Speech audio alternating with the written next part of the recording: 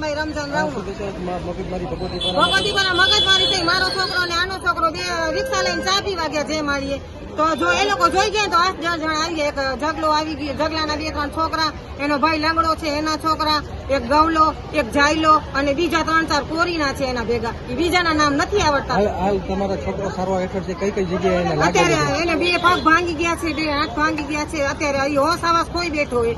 જૂની અદાવતનો ખાર કે જૂની અદાવતનો ખાર રાખીને આવ્યા છે. શું એના પેટમાં હોય તો અમે તો બોલવા ટાણે બોલીએ, પછી અમે તો કઈ પેટમાં પાપ રાખતા નથી કે એને મારશું તો લોહી નીકળશે ને આપણા છોકરાને મારશું તો અમે તો ઈશ્વર આલા એક જ માનીએ છીએ કે ઈશ્વર આલા એક જ છે. પોલીસમાં અમે 2-3 વાર અરજી હું સોંપી. પેલા અમારો છોકરો અહીંયા બેઠો હતો, એક્ટિવા લઈને ઝગલાનો છોકરો આવ્યો અને મારા છોકરા ઉપર એક્ટિવા છે. મેં કીધું તું દશામાં આમ ખાતા ને શીખલાય છરી રહીને મારી કીધું. પોલીસની ગાડી અમારા ઘર ઉપર આવી ગઈ.